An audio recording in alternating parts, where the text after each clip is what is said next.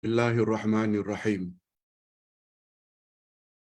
Alhamdulillah nahmaduhu wa nasta'inuhu wa nastaghfiruh.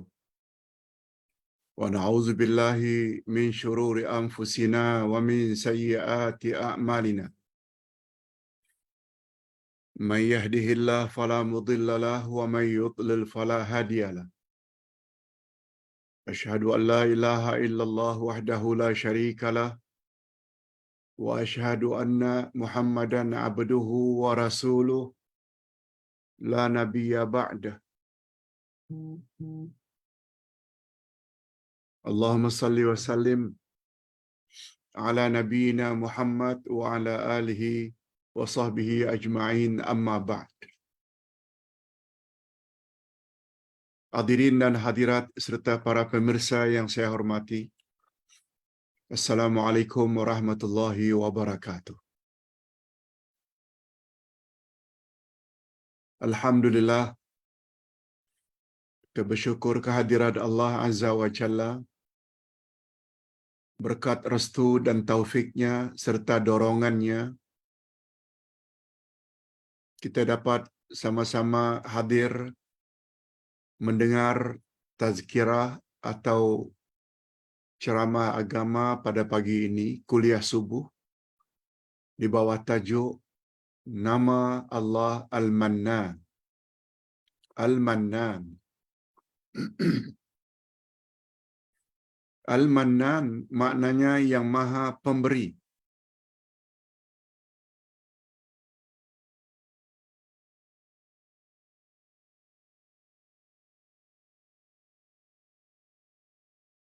Ustaz yakin para jemaah barangkali juga setuju kalau Ustaz katakan bahawa nama Allah Al-Mannan ini tidak begitu familiar dalam masyarakat. Dalam masyarakat Nusantara. Sebagaimana familiar dan masyhur, semua orang tahu nama Allah Ar-Rahman, Ar-Rahim, Al-Qadir, Al-Alim, As-Sami, Al-Basir. Semua orang tahu. Tapi nama Allah Al-Mannan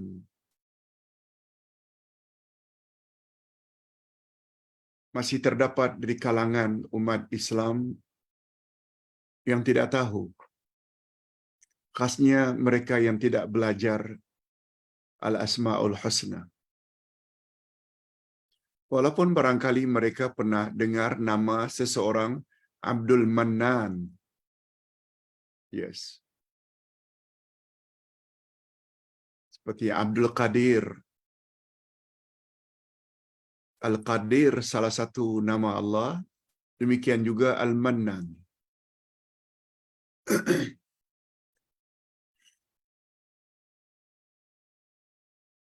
Untuk membentuk keyakinan sehingga tidak ragu bahawa Al-Mannan itu salah satu daripada nama-nama Allah, mari kita lihat dalilnya. Dalam hadis sahih riwayat Imam Abu Dawud, Rasulullah sallallahu alaihi wasallam pernah mendengar seorang sahabat berdoa begini. Allahumma inni as'aluka bi anna lakal hamdu la ilaha illa anta al-mannan badi'us samawati wal ard ya dzal jalali wal ikram ya hayyu ya qayyum.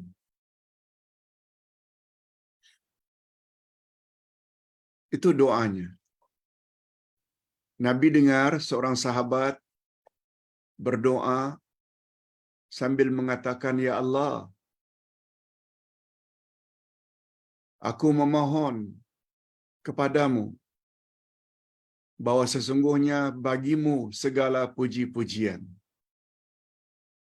Allahumma inni as'aluka bi anna lakal hamdu. Ya Allah,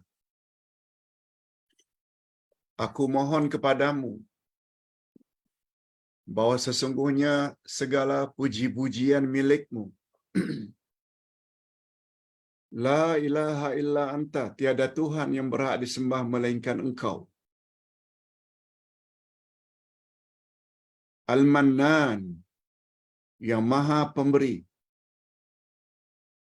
Badi'us samawati wal ard, Engkaulah yang telah mencipta langit dan bumi.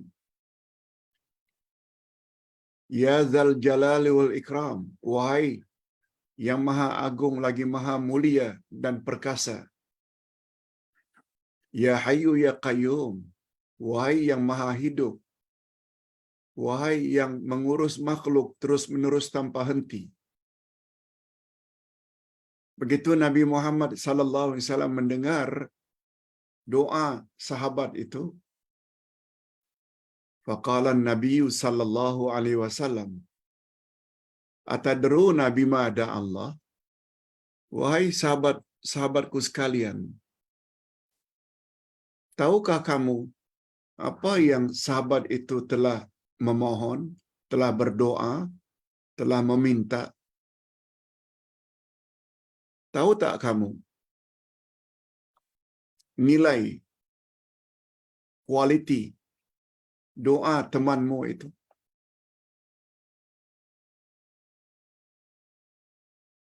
Tanpa menjawab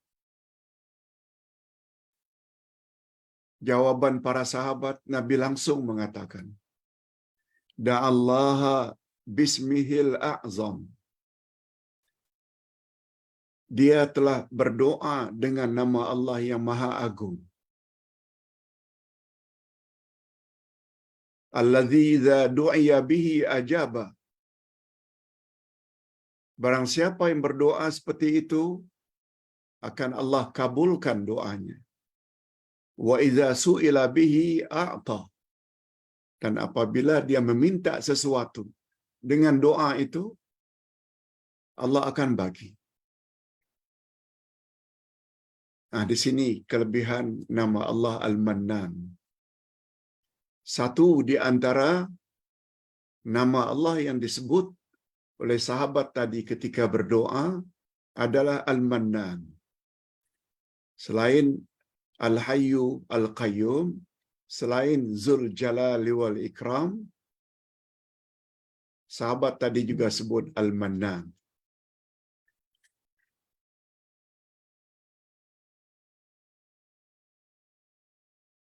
Sebelum kita berpindah kepada makna Al-Mannan, bagus juga kalau Ustaz sebut di sini.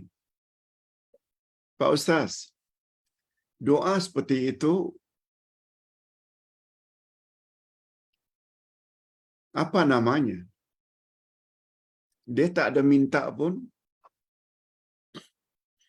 Dia hanya menyanjung dan memuji Allah. Ya Allah, sesungguhnya aku memohon kepadamu bahwa segala pujian milikmu. Tidak ada Tuhan yang berhak disembah kecuali Engkau, ya Allah. Engkau Maha Pemberi. Engkau pencipta 7 lapis langit, 7 lapis bumi. Wahai Allah yang Maha Agung, lagi Maha Perkasa. Wahai Allah yang Maha Hidup, lagi mengurus makhluk terus-menerus. Mana yang dia minta? Nah, sebagai pengulangan, Ustaz ingin jelaskan, doa ada 2 jenis. Ada namanya doaul masalah atau doaul talab.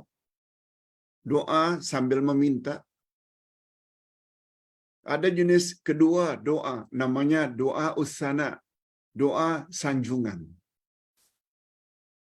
Jadi doa ini doa yang penuh dengan sanjungan, pujian terhadap Allah. Ya Allah, aku memohon kepadamu. Tak disebut apa yang dimohon. Tapi Allah tahu apa yang ada dalam hati kita. Segala puji milikmu, tiada Tuhan yang berhak disembah melainkan Engkau. Engkau Maha Pemberi. Engkau pencipta langit dan bumi. Wahai Allah yang maha agung lagi maha perkasa. Wahai Allah yang maha hidup lagi maha mengurus makhluk terus menerus tanpa henti. Tak ada yang diminta. Doa seperti ini namanya doa ussana. Yang pertama doa ul masalah atau doa ut talab, mohon sampai meminta, seperti ya Rahman ya Rahim irhamni. Ya Allah yang maha pengasih lagi maha penyayang, kasihi dan sayangi daku. Ya Razzaq urzuqni. Wahai Allah yang maha pemberi rezeki, kurniakanlah rezeki kepadaku. Itu namanya doa ut talab. Yang jenis ini namanya doa ussana. Untuk pengetahuan semua, doa ussana adalah lebih hebat daripada doa ut talab.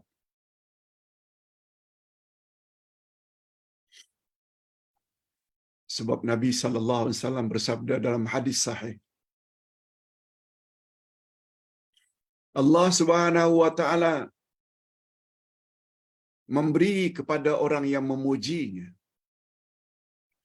Allah Subhanahu wa taala memberi kepada orang yang suka menyanjungnya lebih banyak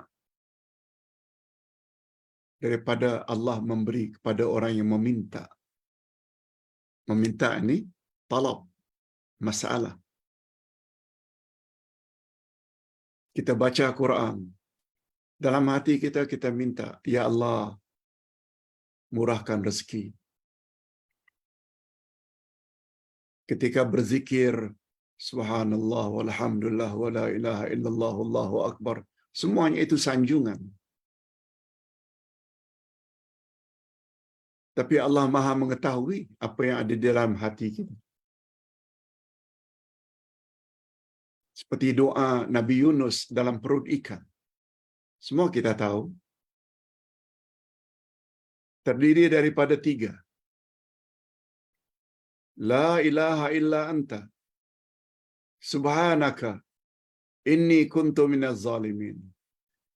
Maha suci engkau ya Allah. Pujian. Subhanak. Maha suci engkau ya Allah.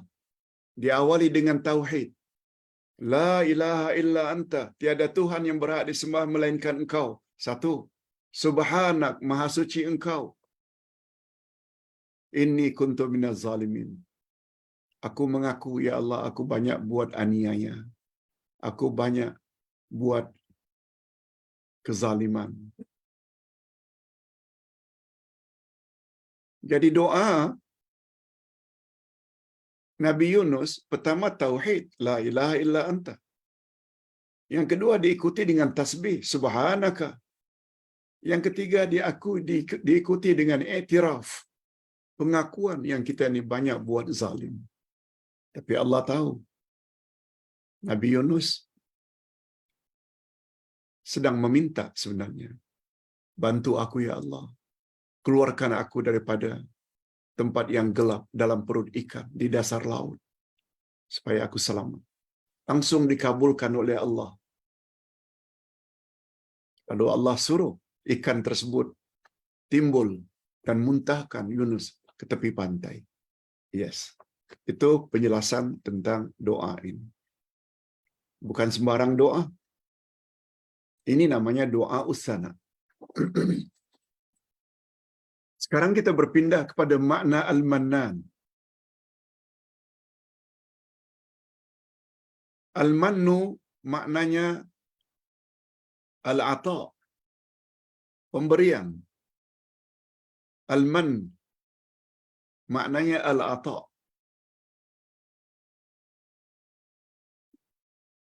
Hanya saja pemberian ini dia ada 2 jenis.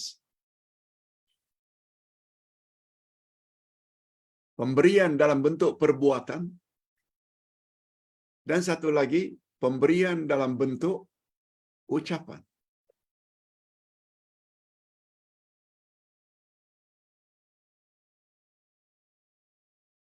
Kalau dikaitkan dengan Allah Subhanahu wa taala, nama Al-Mannan ini memanglah semua kita tahu Allah memberi kita segala-galanya. Sangat banyak sehingga kita tak mampu menghitungnya. Itu pemberian Allah secara perbuatan.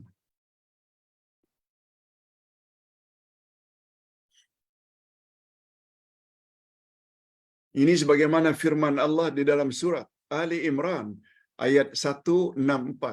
A'udzubillahi minasyaitonir rajim. Laqad mannallahu 'alal mu'minin. Sesungguhnya Allah telah memberi kepada orang-orang beriman bermacam-macam nikmat.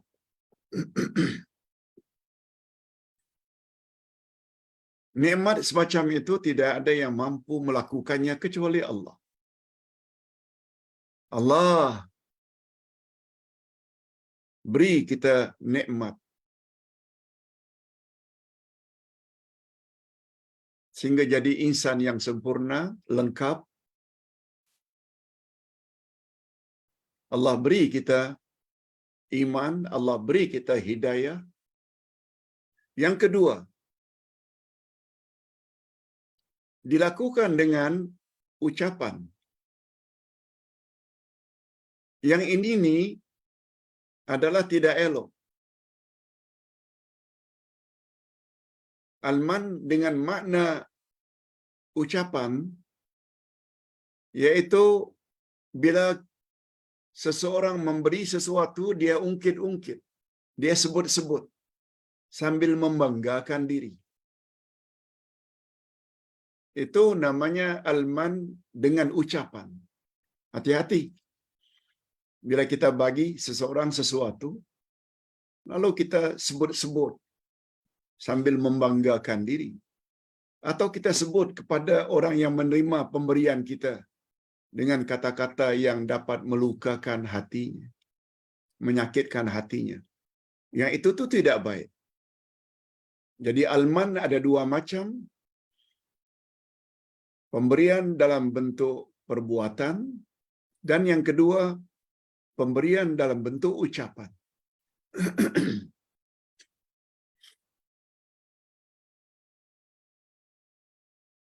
Jadi dalam perkataan Al-Mannan mengandung dua makna.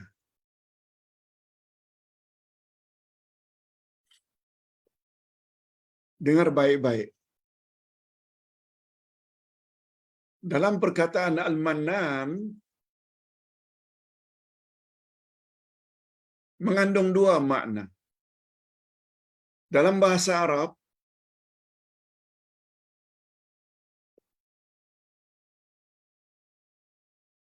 Al-Mannan diambil dari perkataan Al-Man, Al-Mannu, yaitu pemberian yang sangat banyak dan besar. Itu bila Al-Mannan diambil dari akar kata Al-Man. Yang kedua, Al-Mannan diambil dari akar kata Al-Minnah. Al-Minnah maknanya memberi sesuatu kepada pihak lain, lalu disebut-sebut, diungkit-ungkit, sambil membanggakan diri.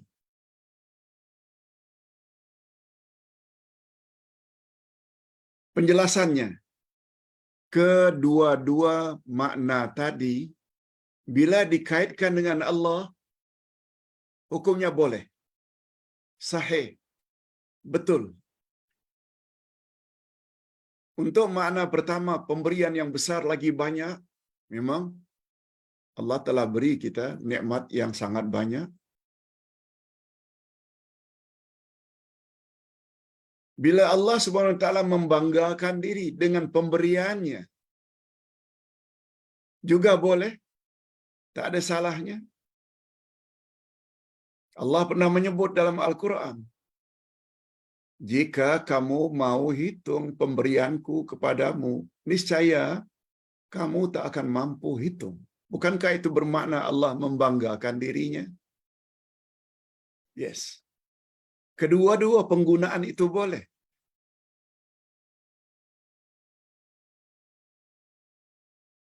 Tapi yang kedua ini manusia tak boleh.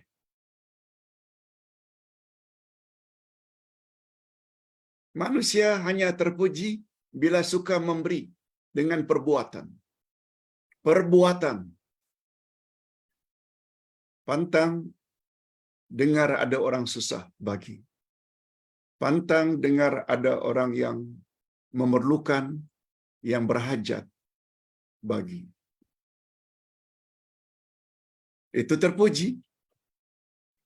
Tapi untuk manusia, Al-Mannan dengan makna kedua yang berasal dari Al-Minnah,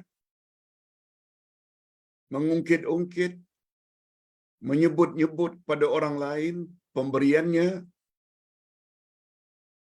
dan kata-kata dan mengeluarkan kata-kata yang kesat kepada orang yang menerima, itu haram.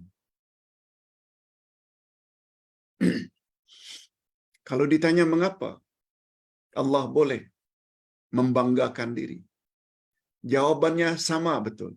Exactly.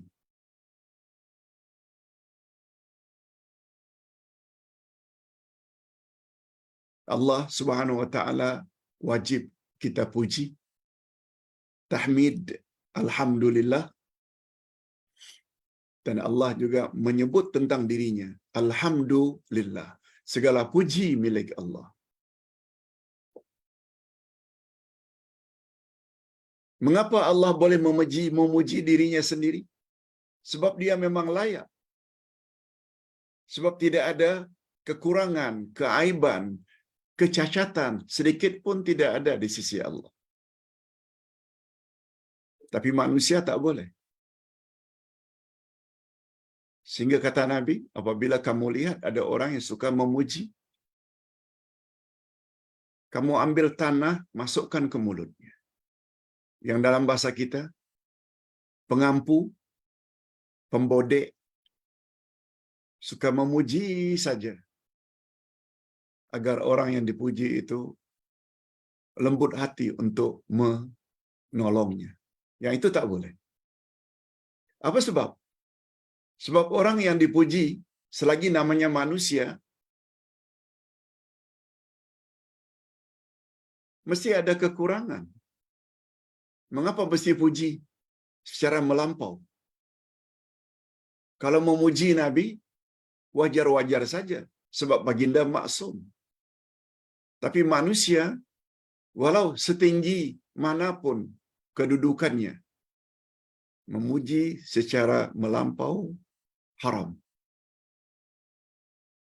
Sebab manusia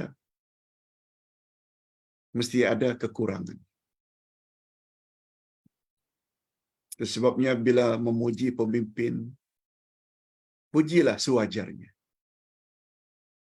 Bila dia berbuat baik, sanjung dia, puji dia. Jangan sampai memujinya keterlaluan, seolah-olah pemimpin tersebut tidak ada kekurangan langsung. Itu termasuk ta'assub fanatik yang kita sebut secara membuta tuli. Jangan. Okey. Hadirin dan hadirat serta para pemirsa yang saya hormati. Itu penjelasan bahawa Al-Mannan ini berasal kadang-kadang daripada Al-Man, iaitu memberi dengan perbuatan, dan terkadang-kadang berasal dari akar kata Al-Minnah, iaitu menyebut-nyebut. Untuk Allah kedua-duanya boleh.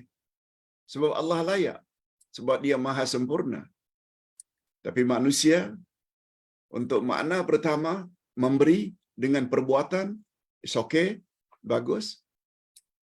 Tapi jangan diikuti dengan Al-Minnah, iaitu suka mengungkit-ungkit. Apakah memberi dalam bentuk material, duit, sesuatu, benda, atau memberi ilmu. Dia tak boleh katakan. Oh, si fulan itu kalau aku tidak ajar dia, dia tak jadi manusia. Kalaulah aku tidak bimbing dia, oh dia begini dan begitu. Jangan, jangan.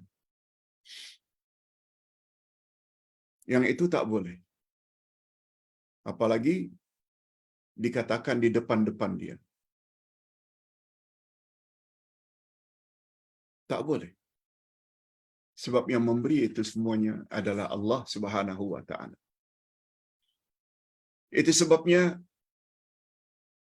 bila kita lihat dari sudut lain pula, Al-Mannan ini ada dua jenis. Ada namanya Al-Mamnul Mamduh, ada namanya Al-Mannul Mazmum. Pemberian yang terpuji, dan satu lagi Al-Mannul Mazmum, pemberian yang tercela. Dia masih lagi berkaitan dengan makna awal tadi.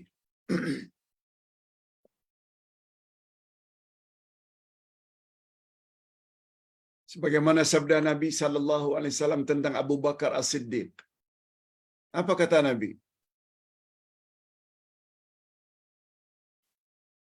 Innahu laisa minan nasi ahadun amanna alayya fi nafsihi wa malihi min Abi Bakr ibni Abi Quhafa. Sesungguhnya tidak ada seorang pun yang boleh menenteramkan aku dalam pengorbanan.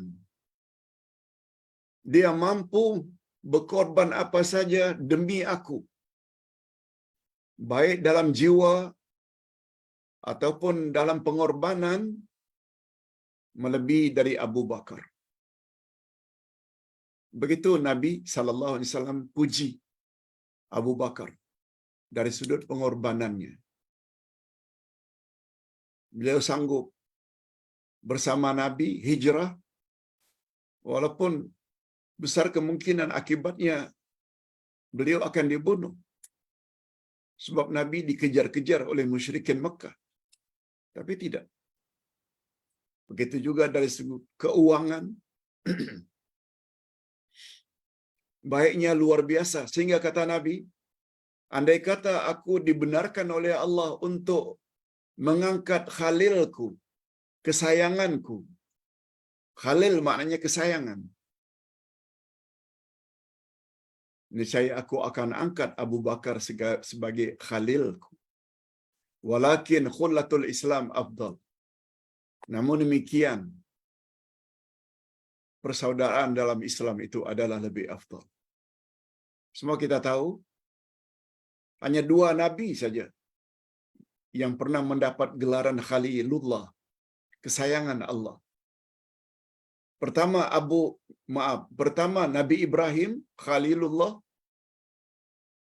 dan yang kedua adalah Nabi Muhammad sallallahu alaihi wasallam. Dua nabi saja yang mendapat gelaran itu. Ini namanya pemberian yang terpuji.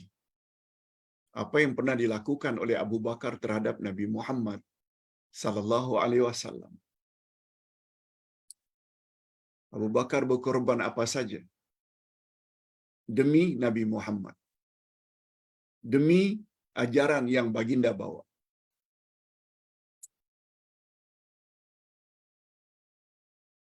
Sebabnya ibu-ibu dan bapak sekalian serta para pemirsa yang saya hormati, ini maklumat terkini. Semalam hari Sabtu 23 bulan 9, dari jam 10 pagi hingga jam 1, Ustaz melancarkan pembukaan pusat maklumat di Bukit Bintang. Di Bukit Bintang.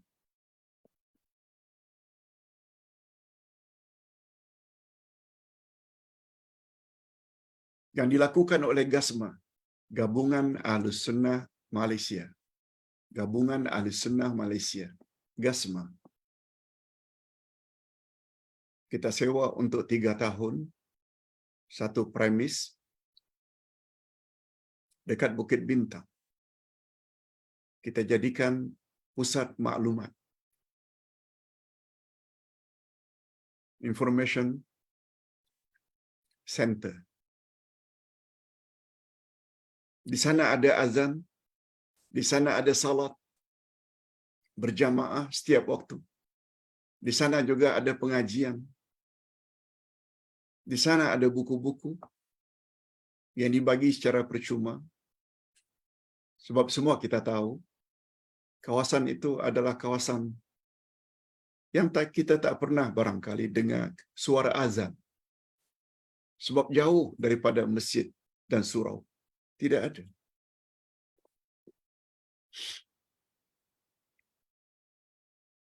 Ustaz meresmikan pelancarannya semalam. Ustaz sampaikan ini bukan tak berbangga-bangga, tapi sekedar menyampaikan. Supaya kita sama-sama manfaatkan tempat itu. Dan di dalam tempat itu juga ada buku-buku yang dibagi secara percuma. Kepada orang-orang yang memerlukan. Tak kira apa bangsa, apa suku.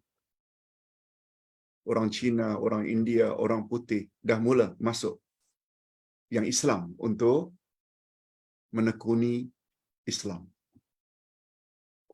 Oleh sebab itu, andai kata bapa-bapa dan ibu-ibu serta para pemirsa bermurah hati untuk menyumbang sedikit dana untuk mencetak buku-buku yang kita ingin agih-agihkan kepada orang-orang yang memerlukan, ahlan wa sahlan. Itu maksudnya. Jika Ustaz hubung kaitkan dengan Abu Bakar As-Siddiq, dia tolong agama ini luar biasa. Sehingga Nabi kata, kalaulah aku dibenarkan untuk mengangkat khalilku, kesayanganku, Abu Bakarlah orang yang aku beri gelaran Khalilur Rasul, kesayangan Rasul. Atas dasar itu pula lah mengapa Abu Bakar menjadi pengganti pertama setelah baginda wafat, yaitu Khalifah Ar-Rashidin yang pertama. Hanya sekedar itu. Bukan dengan tujuan untuk berbangga-bangga, tetapi hanya dengan tujuan untuk memberitahu kepada semua tempat yang setahu Ustaz boleh dikatakan tempat hitam lah. Malam-malam biasa kalau kita lihat di depannya orang yang berjalan terhoyong-hayang, mabuk-mabuk. Tempat itu terletak di antara restoran Mama, sebelah lagi rumah urut, hotel, rumah urut. Kita tak ada kena-mengena sebab kita adakan tempat itu untuk orang beribadat, menambah ilmu. Demikian, Ustaz akan masukkan nanti dalam Facebook, Ustaz juga akan maklumkan alamatnya di dalam grup insya-Allah. Siapa yang ada masa, sila datang. Hadirin dan hadirat, itu Al-Mannul Mamduh.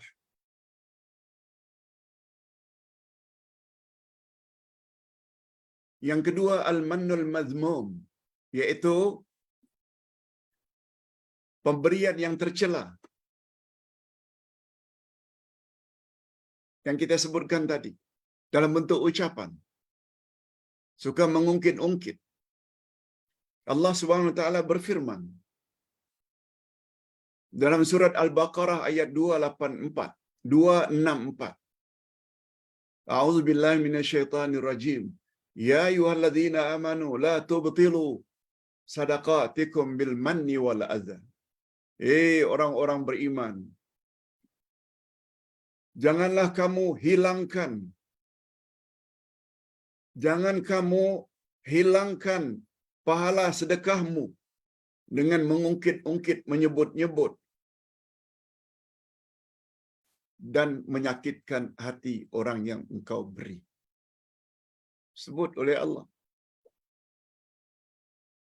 Bil manni. Manni di sini dengan mengambil akar kata al-minnah. Itu tak boleh. Ini sebagaimana sabda Nabi sallallahu alaihi wasallam dalam hadis sahih riwayat Imam Muslim. Salasatun la yukallimuhumullahu yaumal qiyamah. Ada 3 golongan yang Allah tak mau bercakap dengannya pada hari kiamat. Wala yuzakkihim, dan Allah tidak bersihkan dia. Walahum azabun alim. Bagi 3 golongan ini azab yang pedih. Yang pertama al-musbil, yaitu laki-laki yang melabuhkan seluarnya, kainnya, jubahnya, melepasi buku lali. Perempuan malah disuruh. Tapi laki-laki, al-musbil izarahu. Tak boleh. Yang kedua, al-mannan alladzi la yunfiqu illa mannah. Yang kedua, orang yang suka memberi, tapi diikutinya pemberiannya itu dengan mengungkit-ungkit, menyebut-nyebut kebaikannya. Atau dia sakiti hati orang yang dia bagi.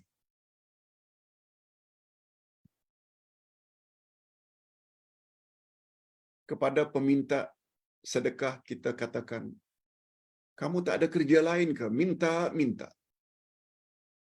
Kemudian datang lagi, minta lagi. Lalu kita katakan, kamu ini tak boleh hidup kalau aku tak bagi. Allahu Akbar. Sungguh menyakitkan hati. Jangan. Kalau tak mau bagi, katakan dengan sopan, minta maaf. Dan yang ketiga, al-munfiq sil'atahu bil halafil kadzib. Yang ketiga, orang yang menjual sesuatu sambil bersumpah bohong. Ini bagus barang ini bagus barang ini bagus, padahal barang itu tak bagus mana pun. Tapi karena minta dibeli, dipuji bermacam-macam. 3 golongan ini Allah tidak mau bercakap dengannya pada hari kiamat nanti. Istilah tidak bercakap ni maknanya Allah benci sangat. Satu di antaranya al-mannan. Orang yang suka memberi tetapi suka mengungkit-ungkit. Nah, sekarang kita berpindah pada kehebatan nama al-mannan. Apa kehebatannya? Allah al-mannan sangat hebat karena dia telah memberi kurnia yang luar biasa dan agung kepada hamba-hambanya. Apa dia, Pak Ustaz? Kurnia yang agung itu. Di sini Ustaz ada sebut 5. 5 kurnia agung daripada Allah. Kita sadari atau tidak sadari, hakikatnya macam itu.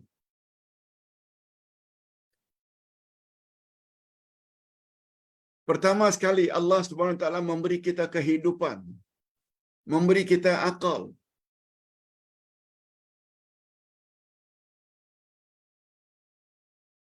Memberi kita mampu bertutur, bercakap. Memberi kita rupa yang cantik, handsome. Jelita. Dan pemberian itu banyaknya tak terhitung. Sebagaimana firman Allah dalam surat At-Tin, laqad khalaqnal insana fi ahsani taqwim. Sesungguhnya kami jadikan manusia dalam bentuk yang paling cantik. Kecantikan di situ bukan rupa. Bukan.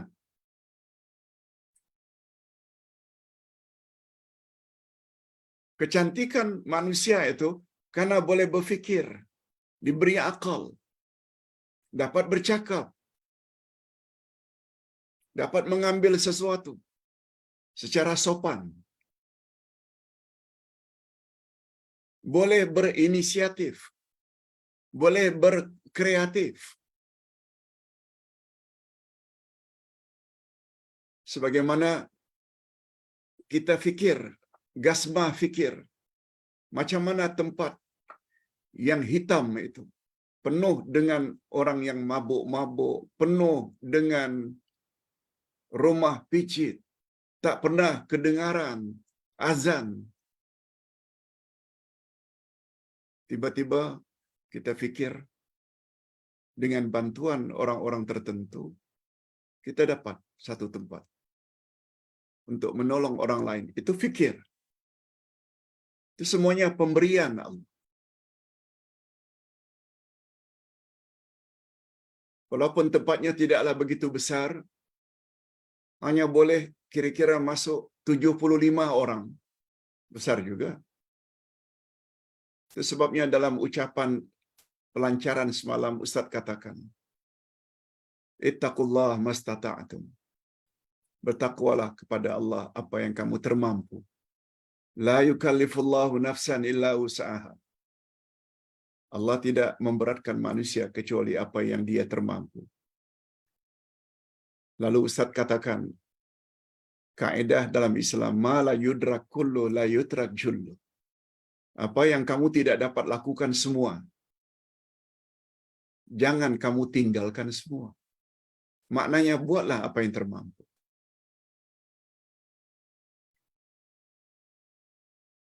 Kita berfikiran begitu karena kita diberi oleh Allah akal. Kita tak akan kata lantaklah. Nah, Ustaz selalu sebut. Dan semalam Ustaz juga sebut ketika pelancaran. Dakwah itu adalah tugas setiap insan. Bukan tugas para ustaz. Itu sebabnya Allah sebut dalam Al-Quran, Innal insana lafi khusrin. Sesungguhnya manusia semua dalam kerugian. Kecuali yang ada iman, amal saleh, dakwah, dan sabar. Allah tidak sebut innal ustaza lafi khusrin. Innal muballigha lafi khusrin. Innad da'i lafi khusrin. Bukan. Innal insan. Kita buat semampu yang kita boleh. Bapak-bapak dan ibu-ibu juga boleh bantu untuk kelancaran tempat ini. Tolong beri sokongan dan memberi sumbangan untuk kita bagi-bagi buku-buku yang berfaedah, walaupun buku kecil-kecil, doa, zikir, dan lain-lain. Itu sebabnya kita namakan tempat itu Pusat Maklumat dan Pembelajaran Seumur Hidup atau sepanjang hayat. Mudah-mudahan ada jugalah orang yang mendapat manfaat. Dan kita dapat ucapan terima kasih dari segala hamba Allah yang datang ke situ. Kami bekerja di sini. Kami tidak tahu di mana kami tidak salat. Sekarang ada tempat. Syukur, alhamdulillah. Itu yang kita harapkan. Okey. Ini tentang kehebatan pemberian Allah ini luar biasa. Yang kedua, pemberian Allah yang juga luar biasa. Allah utus Rasul untuk membimbing umat ke jalan yang lurus. Allah suruh Rasul menyampaikan perkara-perkara yang baik-baik untuk melayakkan mereka masuk syurga. Salat, puasa, hadir majlis ilmu, ihsan pada ibu bapa. Ini adalah nikmat.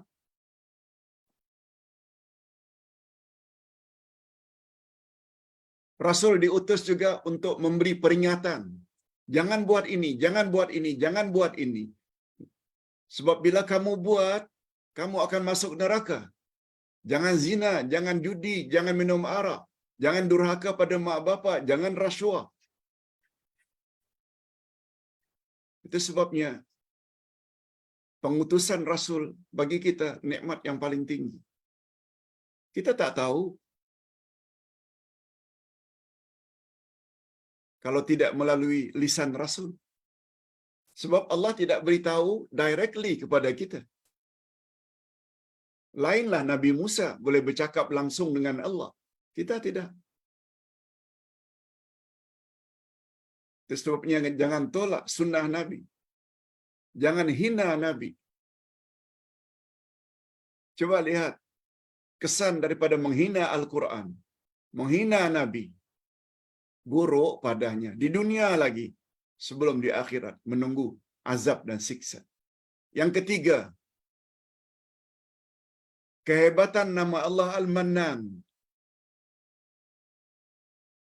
Allah Subhanahu wa taala memberi manusia agama yang agung, yaitu agama Islam. Semua kita tahu Allah tak terima agama kecuali Islam. Inna dina indallahil Islam. Ayat 19 surat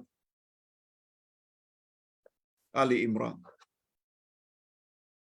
Ayat 85 Ali Imran. Wa man yabtaghi ghairil islami dina falan yuqbala minhu wa huwa fil akhirati minal khasirin. Siapa mencari agama untuk dianutnya bukan Islam, Allah tak akan terima agamanya. Di akhirat dia pasti rugi. Jadi dengan kita memeluk agama Islam, ini satu nikmat.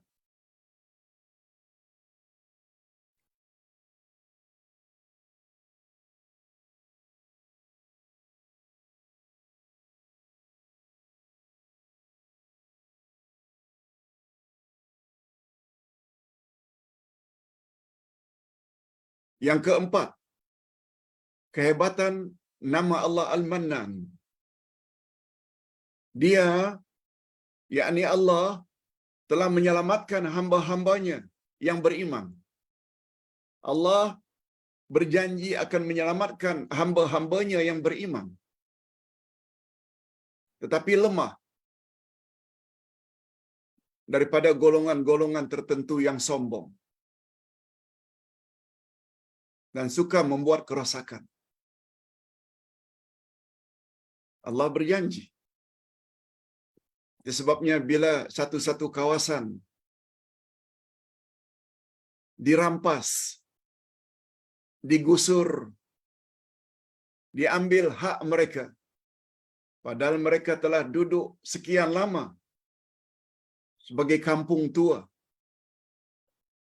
tiba-tiba diambil, tidak diganti sewajarnya, itu maknanya mereka sedang dizalimi. Orang-orang yang beriman seperti itu akan mendapat pertolongan Allah. Dan orang yang menzalimi akan rasakan, tak di dunia, di akhirat. Apalagi orang yang dizalimi itu berdoa. Dan Nabi SAW pernah menyebut, doaul mazlumin la yurad. Doa orang yang dizalimi tidak akan ditolak oleh Allah. Diterima langsung. Sebabnya dalam hidup jangan suka menzalimi orang. Sebab bila orang yang kita zalimi itu berdoa, bahaya kita. Kita dalam bahaya.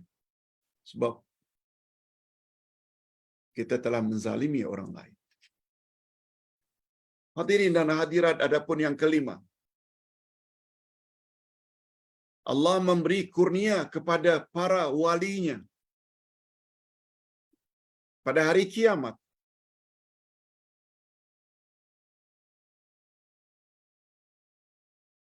Wali Allah maknanya orang yang dekat dengan Allah.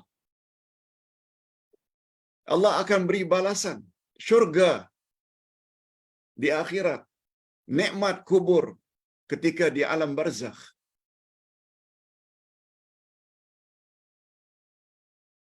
Dan pada masa yang sama Allah akan beri balasan siksaan. Sama ada dalam kubur namanya azab kubur atau neraka bagi orang-orang yang tidak patuh dan tidak taat kepada Allah. Itu sebabnya Nabi bersabda, "Ad-dunya mazra'atul akhirah." Dunia adalah kebun akhirat. Kebun maksudnya tempat kita bercocok tanam. Cari ilmu, beramal, beriman. Itu sebabnya tema kita di pusat maklumat dekat Sungai Wang, Bukit Bintang. Tema kita di situ sabda Nabi.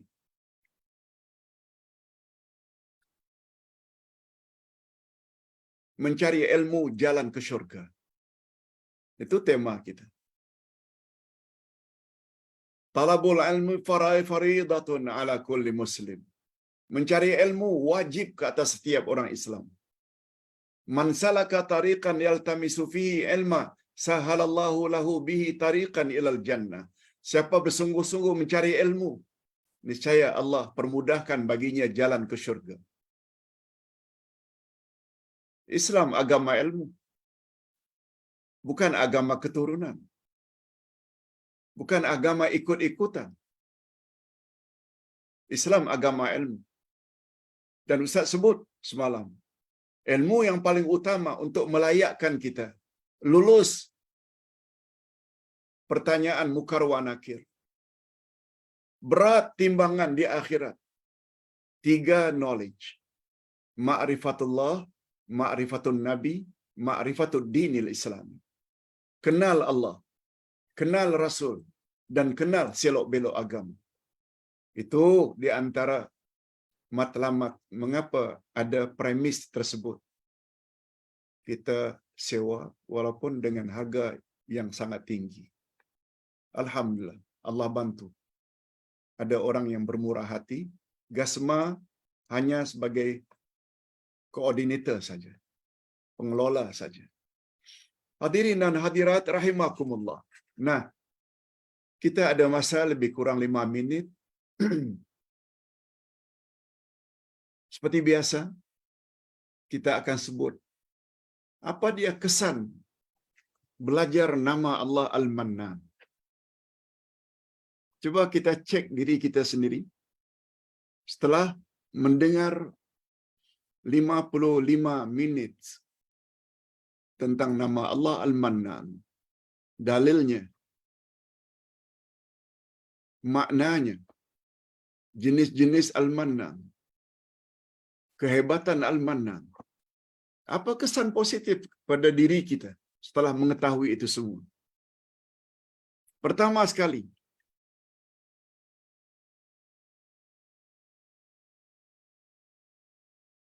membuat kita yakin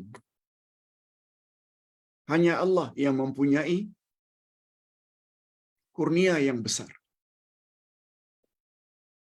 Sebab Al-Mannan maknanya yang maha memberi, maha pemberi. Membuat kita yakin bila kita berhajat sesuatu, minta pada Dia. Dia yang maha pemberi. Makhluk, apakah suami namanya, apakah ayah, ibu, apakah bos, majikan, mereka hanya menyalurkan saja.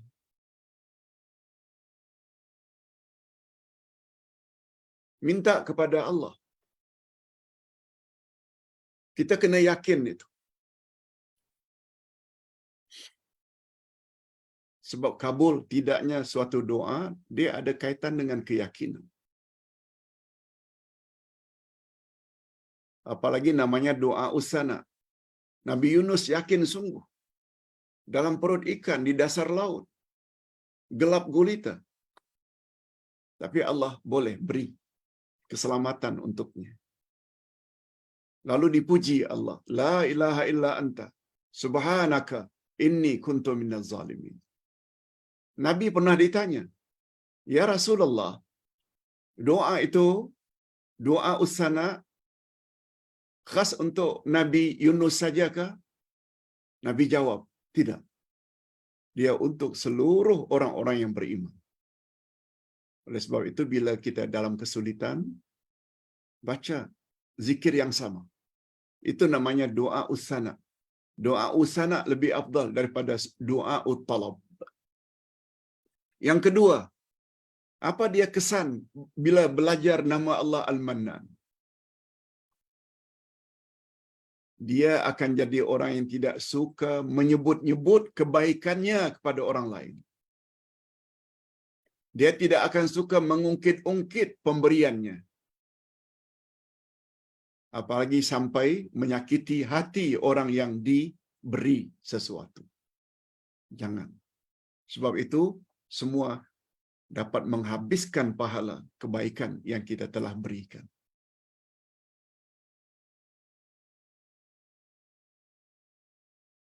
Menceritakan tentang apa yang kita telah buat tak salah. Tapi jangan ada unsur membangga-banggakan diri sambil menghina orang lain. Kamu kalau aku tidak ajar kamu akidah, kalau aku tidak ajar cara bagaimana beribadat, kamu masuk neraka. Na'udzubillah. Jangan cakap macam itu. Tak boleh. Jangan ungkit-ungkit kebaikan yang kita pernah lakukan. Kalau sekedar menceritakan tak mengapa. Dan Allah Maha tahu kita punya niat.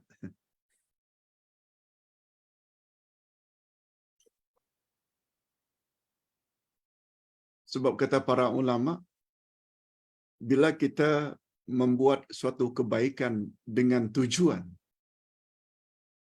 memotivasi, motivate, mendorong orang lain juga agar berbuat baik, itu tak salah. Umpamanya kita diminta oleh pengerusi masjid, "Pak Ustaz, tolong sebutkan pada jemaah kita perlu renovate masjid, renovate tandas masjid." Lalu ustaz tersebut pun sebutlah, kita perlu bantu surau ini untuk adakan renovasi dan ini tabungnya. Lalu kita pun keluar duit RM10 ke RM50. Ini saya masukkan pertama. Bukan riak. Kita beri itu untuk mendorong orang lain juga masukkan nanti. Yang itu tuh kata para ulama boleh. Sebab tujuannya bukan tidak berbangga-bangga, tapi tidak mendorong orang lain supaya juga berbuat perkara yang sama. Nah, yang ketiga, terakhir,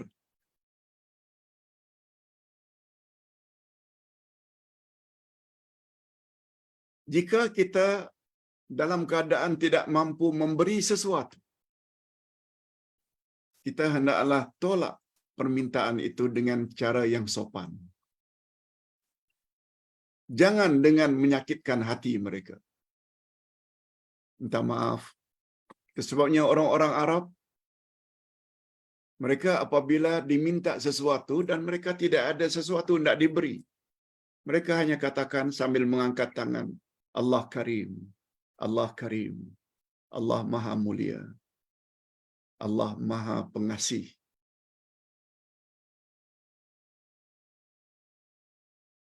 Minta maaf, saya tak ada apa yang tidak diberi. Allah Karim. Jangan keluarkan kata-kata, sudahlah tak dibagi. Kamu ni tak ada kerja lain ke? Badan sehat, minta-minta saja. Ini lagi bahaya. Memberi saja sesuatu, lalu diikuti dengan cacian, ungkit-ungkit itu saja dapat membatalkan, menghapuskan pahala pemberian. Apalagi Sudahlah tak bagi, diikuti pula dengan kata-kata yang menyakitkan. Na'udzubillah min dzalik. Hadirin dan hadirat, sampai di sini dulu, mudah-mudahan ada manfaatnya. Jangan lupa, jam 10.30 nanti, kita ada satu topik yang cukup bagus untuk kita ketahui. 4 jenis manusia bila berhadapan dengan musibah.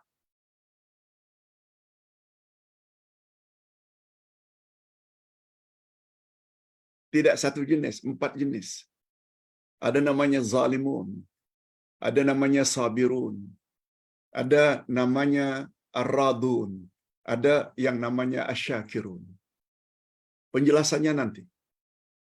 Jangan absen. Sila dengar. Ustaz sudah kirim notanya dan tolong keluarkan. Kalau tak tahu mengeluarkannya, minta tolong anak-anak supaya di print kalau boleh. Mari kita akhiri dengan doa. Alhamdulillahirabbil alamin. Wassalatu wassalamu ala asyrafil anbiya'i wal mursalin wa ala alihi wa sahbihi ajma'in. Rabbana zidna ilman nafi'a wa rizqan thayyiba wa amalan mutaqabbala.